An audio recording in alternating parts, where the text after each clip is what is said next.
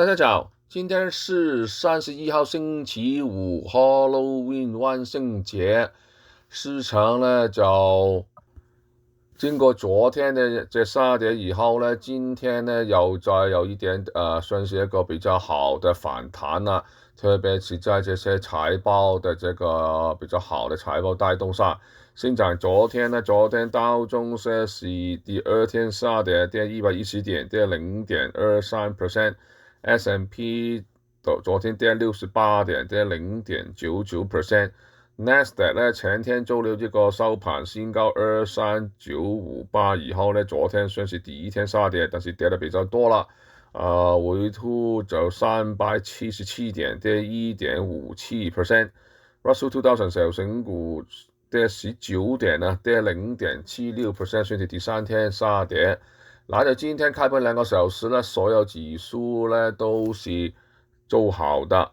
道瓊斯最好的時候呢，曾經漲145點，雖然不多，但是都算是一個反彈。今天呢，特別就是這個 Magnificent Seven 裏邊的 Amazon 呢，財報呢非常好啊。它公佈了第三季度的淨利潤呢就net profit 呢大增差不多40%。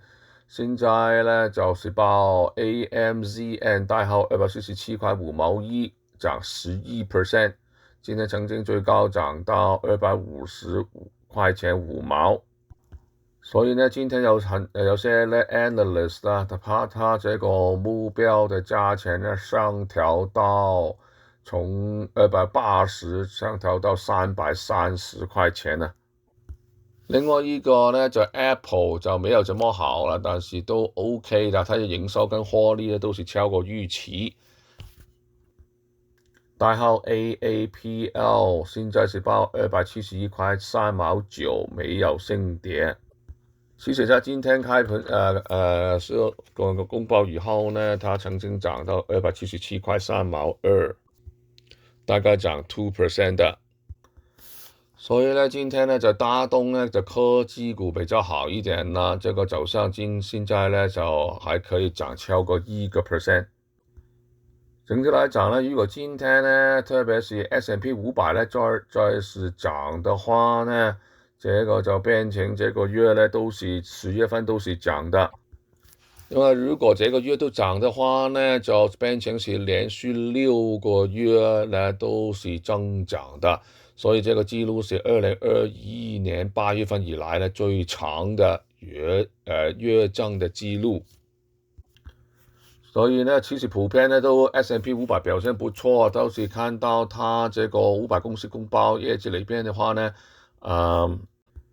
大概呢 80% 啊，80%的公司呢都是這個業績都是好過市場預期的，所以就推高這個 S&P 500呢就上漲。其實呢，我們這是美國比較走強的，其他國家呢是分別很大的。歐洲那邊這個 STOXX 600指數呢連續4天下跌，他們反而是7月份以來最長的連跌的記錄。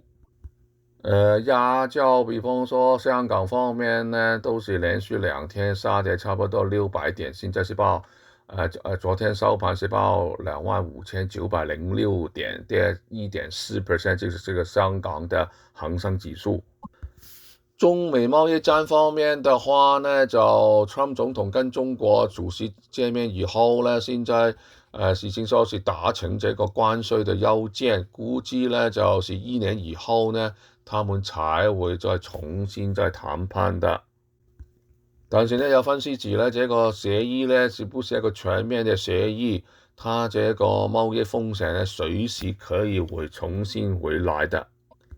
商品方面呢，黃金繼續從它這個低點反彈，前幾天呢最低曾經跌到3886，一直這兩三天一直漲，回升，現在是報4020。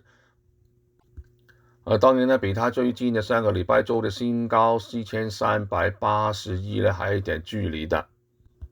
油價都繼續反彈 ，WTI 原油現在是報61塊06，漲0.81%。